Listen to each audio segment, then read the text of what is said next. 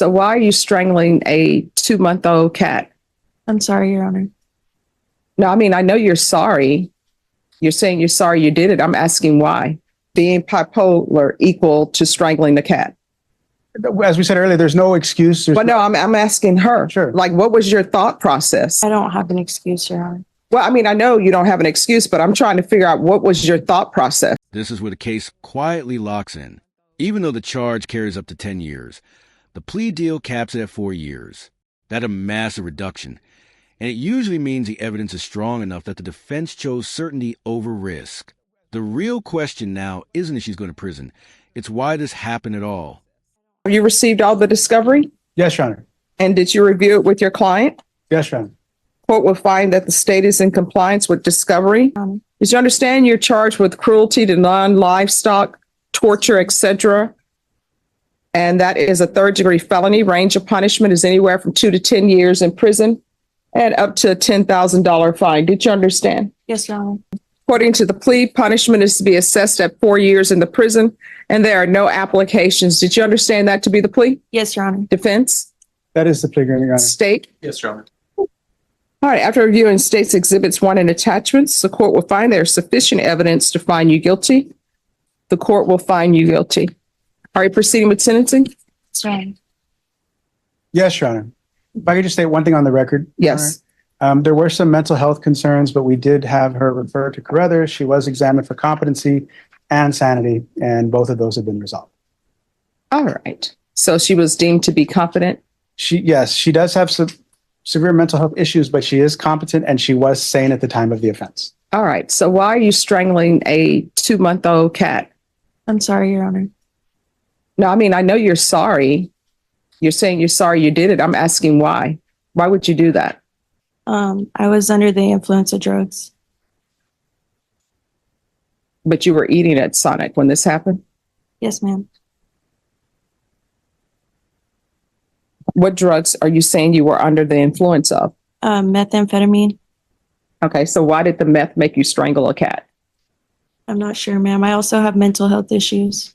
And what's the mental health issues? Bipolar. All right, so again, we're back to the point. So Now we're getting pieces of the puzzle, but they don't quite fit. Substance abuse, untreated mental illness. These are factors, not legal excuses. And here's the key. She's already been found competent and sane, which means the court sees her as fully responsible for her actions. So the judge keeps pushing, because something about this still doesn't add up. I'm assuming, and correct me if I'm wrong, you were not on your medications? No, ma'am. All right, so you take meth. So how does that translate into strangling a cat? Your Honor, there's no good explanation for strangling a cat. Well, no, I mean, here's the thing. Sometimes you're on drugs and you do certain things. So I'm just trying to figure out if meth caused her to strangle a cat, or is there something else going on? According to the diagnosis from the psychologist, there was also some issues with bipolar disorder. When you mix being bipolar with meth and homelessness, it's all just a bad combination. I've asked her what her plans for the future will be. She's indicated she wants to work as a waitress. She eventually, once she's done with prison time, will live with her mother. She wants to avoid the bad people and the bad situations that she was involved with. Okay, so how does taking meth, being bipolar, equal to strangling the cat? As we said earlier, there's no excuse. But no, I'm asking her. Sure. Like, what was your thought process? Because what I'm reading is there were 2 tabby cats running around. And so what go from 2 tabby cats running around enjoying themselves to double knotting a rope around one tabby's neck? I don't have an excuse, Your Honor. Well, I mean, I know you don't have an excuse, but I'm trying to figure out what was your thought process? I'm not sure what my thought process was at the time. Well, I mean, did you have a rope on you and go get a rope, or how did that work out? I don't remember because I was on drugs. All right. Anything else? Okay. All right. I'm going to sentence you to 4 years in prison. And that's the final call. 4 years, exactly as agreed. No deviation, no leniency beyond the plea.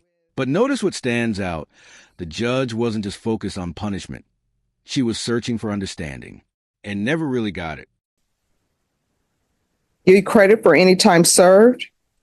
There's to be no contact with any animals or children. Well, I should say, or minors.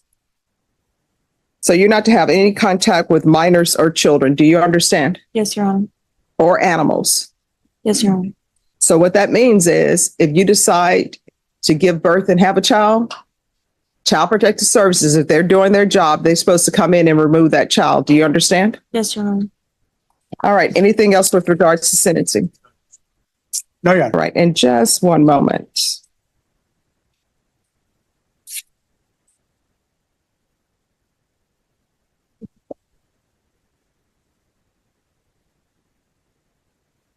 All right. Who is the man you were with at the drive-in? Jonathan Smith? Jonathan Smith? Yes. All right. And there should be no contact with Jonathan Smith